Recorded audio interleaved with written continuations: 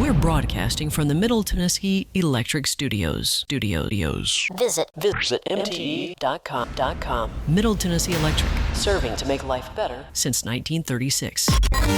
Since 1936. This is a WGNS Action Line. Talking with Rutherford County newsmakers for 78 years. Since 1947.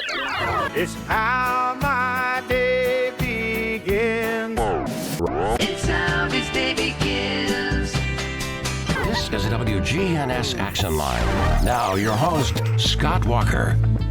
Today in studio, we have got the Murfreesboro Police Department joining us. We have Chief Michael Bowen.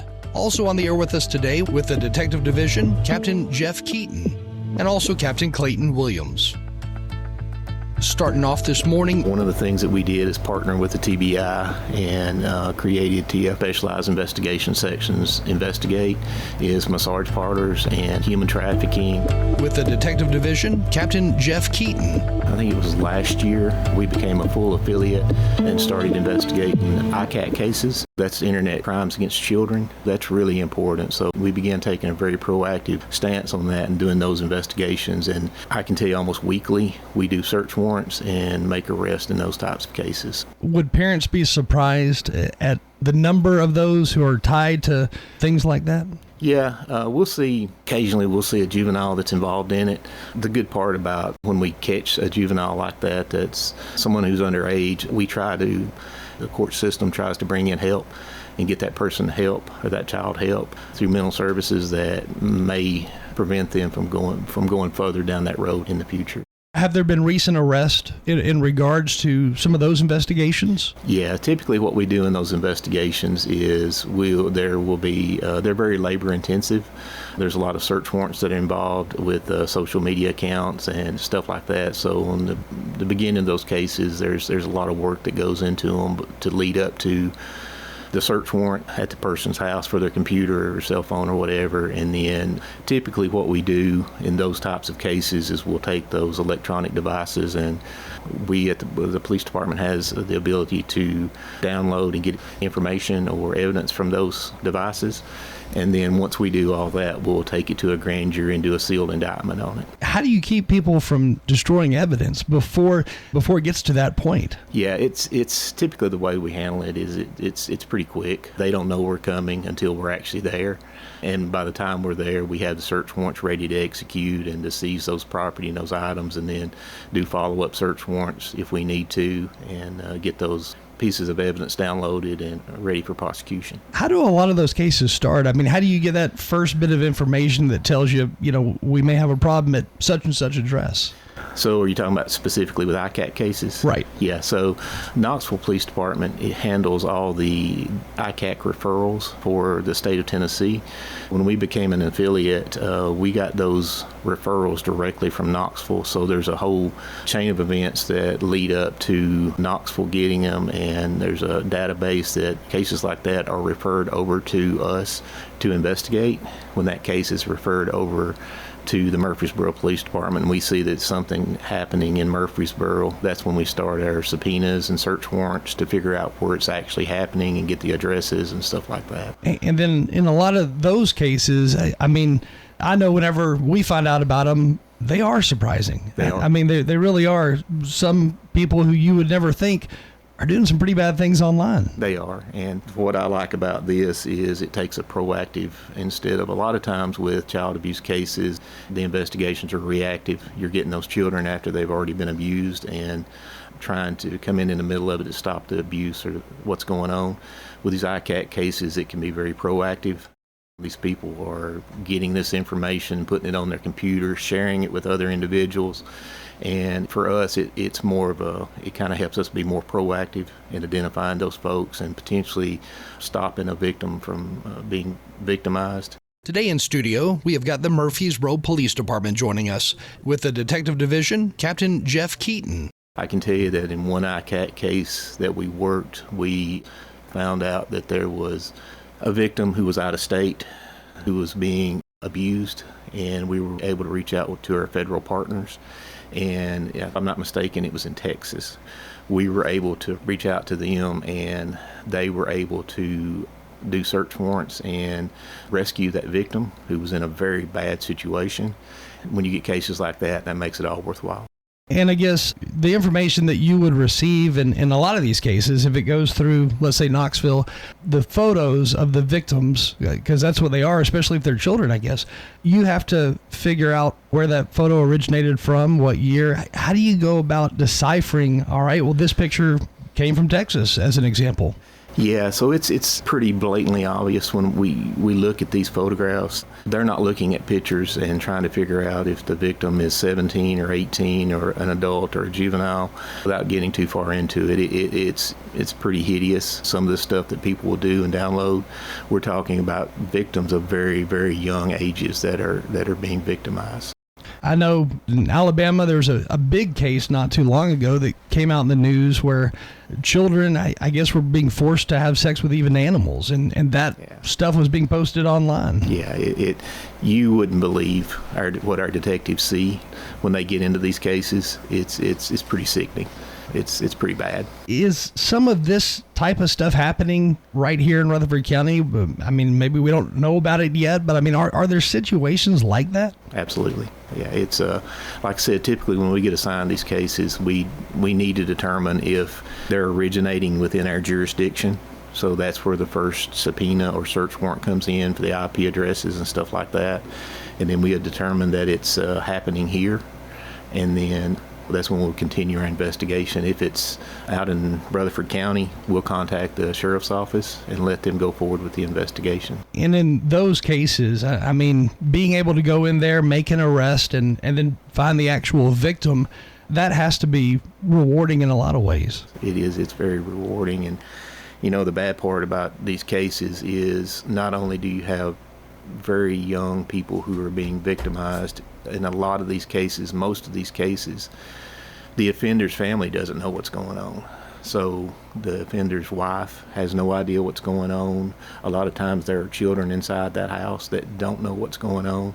So when we do these search warrants and we make this interdiction, that's something that we have to deal with because, you know, I don't have much sympathy for the suspect, but for the suspect's wife that has no idea that this is occurring, it turns their world upside down. How do you go about telling that wife in cases like that? I mean, because talking about a complete surprise, police just come to your house with a warrant, and next thing you know, you're being told your husband, your boyfriend, is doing something horrendous. Yeah, it's difficult, and it's very shocking to a lot of time, most of the time, to the spouses of these people because they don't know what's going on. It's very hidden. There's measures that a lot of these people take to try to hide it from their family, and then when we come in and we do these investigations and we execute these search warrants and we tell them while they're there, you can only imagine it turns their world upside down. And these are not light charges. I mean, if someone is charged with a crime like that, there's usually a pretty deep investigation behind it, I guess. There's a deep investigation, and the penalties are very severe in those. There's some mandatory minimum sentencing that goes along with those. So that's something the criminal justice system doesn't abide, doesn't play with. When these people are arrested and it goes to court, they get some significant time out of it. Not only is, I guess, that family losing that person involved in it, but they're losing them not just overnight, but for years and years to come. Absolutely. And a lot of time, the person who we're investigating is the support for that household. They'll be the financial support, the head of the household, and it basically turns that whole family upside down. In those types of cases, do you often find there's also other connections locally to that suspect? I mean, where there's a chance for multiple arrests to be made? Occasionally we'll find where they're actually sharing that stuff, and a lot of times it leads to other jurisdictions, and that's when we reach out to. That's what we did in the case that we worked at. Had the case from Texas. When we find out that it's outside of our jurisdiction, we pass it on. So in those types of situations, can that suspect who's arrested here in Murfreesboro, who was sharing whatever the pictures were, the video was, do they face charges in places like Texas as well? They can. Typically what we look at is, it depends on how involved it is and what they're actually doing.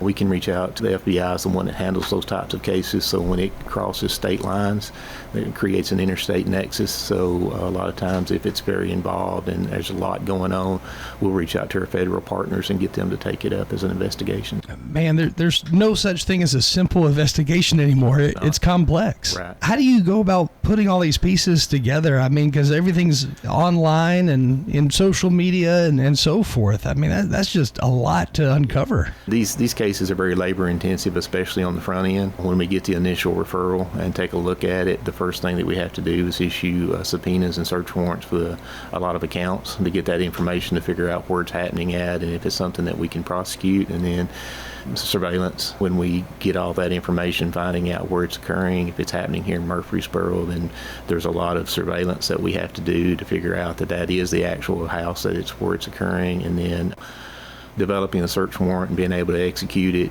And then there's a lot that goes into that. After, there's a lot of follow-up investigation that happens after that search warrant is issued.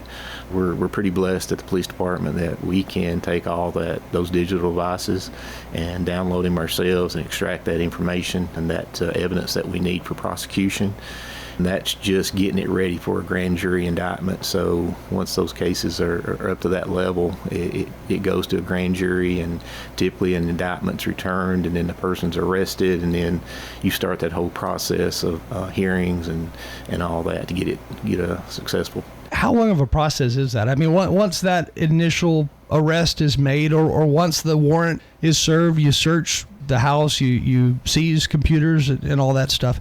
How long does it take from that point to get to the grand jury, and then the grand jury comes back with, well, these are the charges here? Yeah, it can take at very minimum months, and typically to follow through with prosecution, it can take, a year to 2 years. Yeah. And you got to hire folks who have masters in computer sciences. I mean, these are difficult things to follow through on. Yeah, we have. What we do with our detectives in any of our specialized units is we try to get them the training they need to be able to investigate those cases.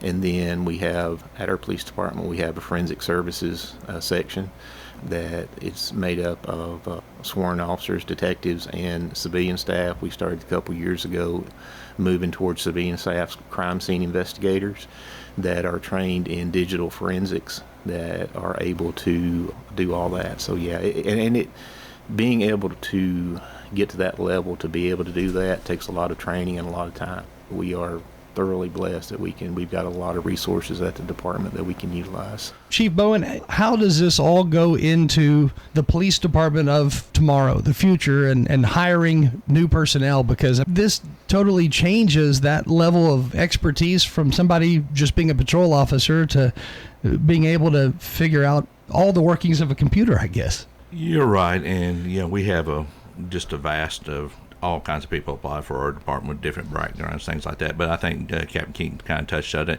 Once you get into the agency, it's the training component. I know our partnership with the Secret Service has put us in a good position to be able to do a lot of that analysis. And we have somebody that just over the years has really become proficient in that job. And as you look down the road, you have to think, okay, who's going to inherit these roles as the agency grows, as people move in and out of the agency.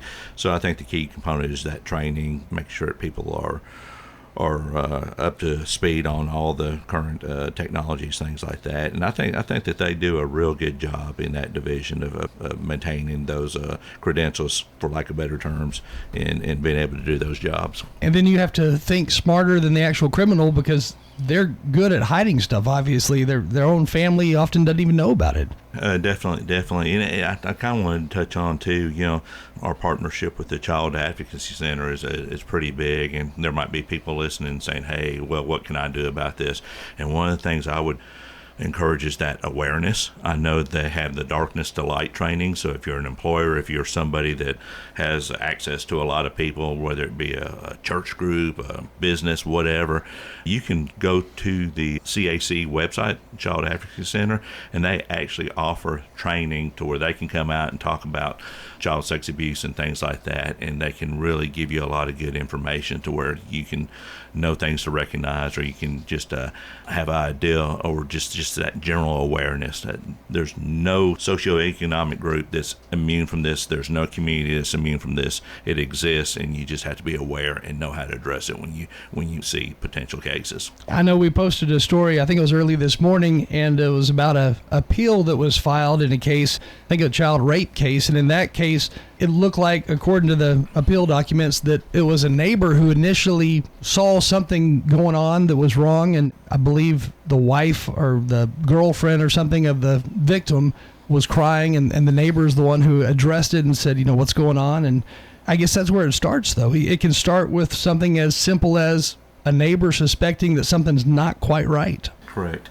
And like I said, just going back to that training, that awareness, and just putting it on your radar to where, hey, if you see certain things that it doesn't hurt, just reach out to someone and say, hey, I've got a concern about this. And that's something that we can vet. And it may lead nowhere, and that's okay. But at least somebody's looking into it on our side. Captain Keaton, if a call like that came in from a concerned neighbor, are you sometimes able to investigate without taking a family apart? Because there could be some cases where there's really nothing going on there. So how do you go about deciphering what to do next? So a lot of our cases that begin like that will begin with a referral from DCS, and that's the public can make an anonymous referral to DCS, and they don't have to, their name doesn't have to be disclosed. So we always try to be sensitive when we start those investigations, because you truly don't know. There are some times that we will start an investigation like that, and there will be some kind of external motivating factor where somebody's got a personal vendetta, or occasionally you'll see where there's something going on within the family, like a separation of the husband and wife, and one will try to leverage a situation like that and make allegations like that. So anytime we start those investigations, we have to be aware of that. One of the first things that we do is work with the Child Advocacy Center, and the children that are involved in that, we get them scheduled for a forensic interview. The Child Advocacy Center does all the forensic interviews for victims, children like that. Yeah, we have to be highly sensitive to that when we start those investigations. During those forensic interviews, I'm sure those are always a big concern for the parents of whoever the child is. Mm-hmm. Is that tough alone for a child to go through, or how do they handle that? The people that do those forensic interviews have had a lot of training in that, and typically they have years of interviewing children like that. So it's done in a way to minimize any negative exposure to the child.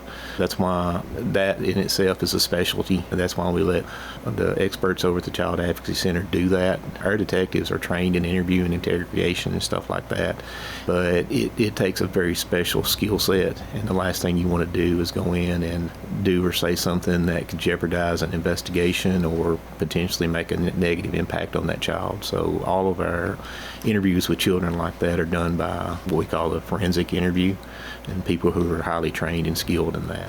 Once that interview is conducted, is that child, if that child is found to be a victim, are they going to have to go through a series of depositions like an adult would, or is it different? Well, first thing we try to do is get help for that child through the Child Advocacy Center, emotional support for that child.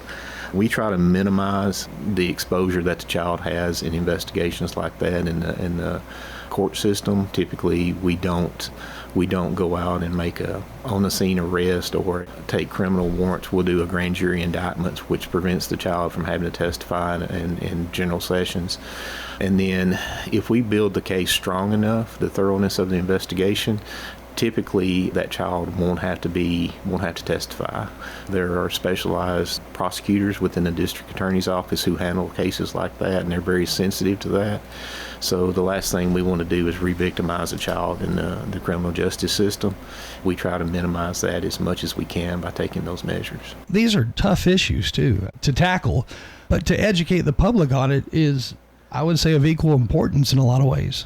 They are. Yes, they absolutely. And like Chief Bowen was saying, anytime that you suspect something like that, report it.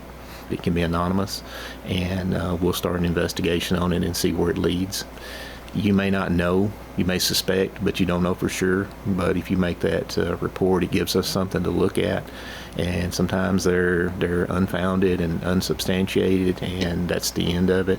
And then other times there is something to it, and that's when we continue our investigation. And I know we've had guests from the Child Advocacy on quite a few times before, but one of the things they always talk about is that suspect in whatever case it may be, they're usually tied to multiple cases or multiple photographs or videos, whatever that case is. Yeah, typically you very seldom run across somebody who is committing crimes like that against children where there's only one victim.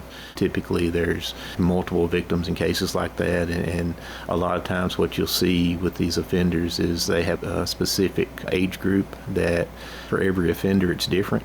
So they target those people at that age, and a lot of times what you'll see is those people have grown up and never told anybody, and they're adults now. And when we start those investigations, when the doors finally open and we've got starting to build a case, we'll have people come forward that says I was abused 10, 15 years ago. So yeah, those also are very labor intensive, and there's a lot that goes into those cases. So a lot of those cases, they turn into really multiple cases in a lot of ways. They do. And with those cases, the penalties are very significant. They are taken seriously in the criminal justice system, and they receive some harsh penalties. I mean, you're looking at a minimum 20 years 20 for a lot of suspects. And a lot of those cases are non-probatable, so they're mandatory minimum sentencings. If they get 20, they're serving 20. Figuring out who else is involved, like you were saying, people may come forward after the court case has already begun, or after trial has started, or even after the conviction is made, I guess. Yeah. So if that occurs, you're having to go to a state penitentiary in order to interview the suspect all over again. Yeah. Most of the time when we start those investigations and the victims start coming forward, it'll be during the active part of the investigation. Occasionally we might have to do that, but typically when the doors open and the floodgates open, there's a lot of victims that come forward. Are children who are living within households, are they often the victim, with it being a father, stepfather, or what do you see? Or is there a typical or an average case? Well, typically I would say it's usually a family member that's doing this. The stranger, somebody outside the family group, isn't as common as a family member. Usually if it's not a family member, it's somebody that the family trusts. You know, when you bring somebody in and you give them exposure, they have access to your children, you have to be really careful and monitor that as parents. So working so long in law enforcement, it kind of makes you pretty biased as to who has exposure to your children. These are tough cases that would stay on your mind for a long time. They do. Those are the types of cases. I can tell you, I worked as a detective. I worked, we call it SVU, Special Victims. I worked that for a few years, and I still remember there's specific cases that I could talk about today that I could give you the details on them today, because you just don't forget them. I guess if I were a detective making an arrest for a robbery or something along those lines, you can somewhat better understand, okay, well, you robbed this place because you needed the money for X, Y, Z. But when it comes to charges against somebody for rape of a child or something, I mean, there's no answer there. I mean, there's no reasoning behind it. There's not, and you can't understand. You can never put your mind, put yourself in the mind of somebody who does stuff like that. And when you work those cases, you just don't understand how an adult, could do things that they do to children like that. So, but for those listening, I mean, these things really do happen right here in Rutherford County, and I guess for parents, what should they be looking for or monitoring? Just really vet your children, the people who have exposure to your children. And I don't want to say don't trust anybody, but pay attention to who's around your children and the groups that they're hanging out with, whether it's somebody in the sports field and the exposure to things, because you hear that a lot, where it's a coach that's done something and stuff like that. And then family members, just always be aware of who has that exposure to their children, and always watch that. So if something doesn't sound normal or correct, then you probably should say something about it. I mean, you always hear about those cases where the coach had players from the team spending the night at his house. Well, I don't know why more people don't question things like that occurring. Right. There's some pretty obvious signs that as a parent you should be picking up on. I don't get it sometimes. Yeah. Now, Chief Bowen, you said number one, Child Advocacy Center, and folks taking part in those classes or having them come out to speak to your company or your church or something along those lines. Those are all things that help lead to making arrests like this, I guess. Yeah, and it just creates that awareness. Like I said, I don't think there's a group in society that's immune, whether it be professionals, laborers, whoever. I mean, it could potentially fall in any of those categories. So just to say that, hey, this certain group of individuals has a more or larger propensity for doing these type of things, you'd be shocked. I mean, it could be professionals, it could be anybody.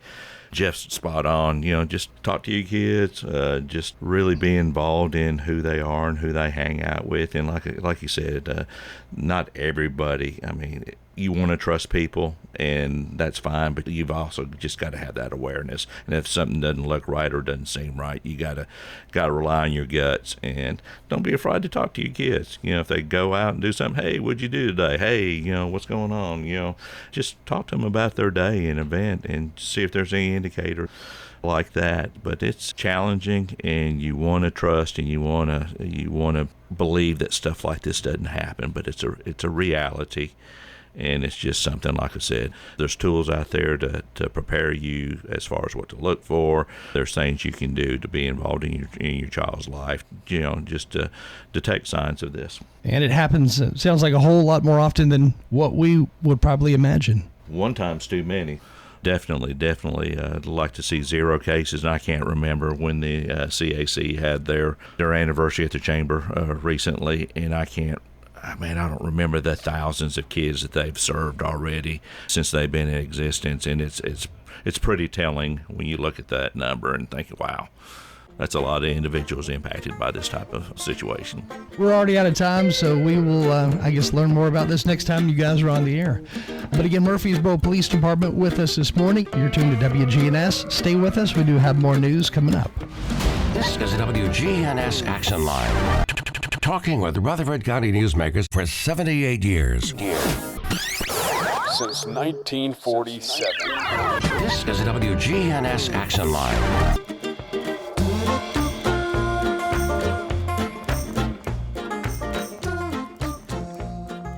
This message brought to you by the Central Tennessee Regional Solid Waste Planning Board.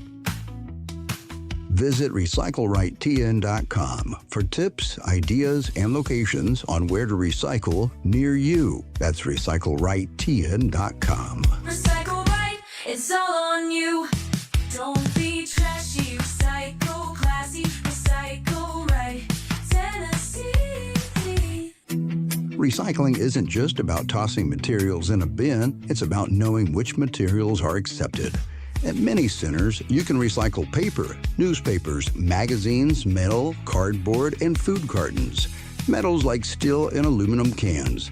Number 1 and number 2 plastics, such as water bottles and milk jugs. Don't be trashy, recycle classy, recycle right, Tennessee.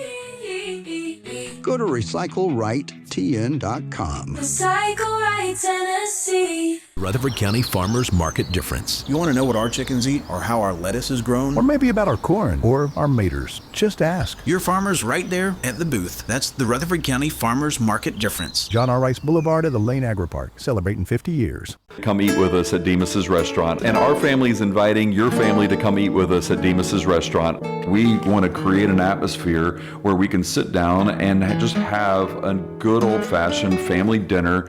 But unfortunately now, most people can't do it at home. So, 2 people are working, the kids' activities, and so what we're doing is we provide that and we make it affordable. Come eat with us at Demas's Restaurant on Northwest Broad Street.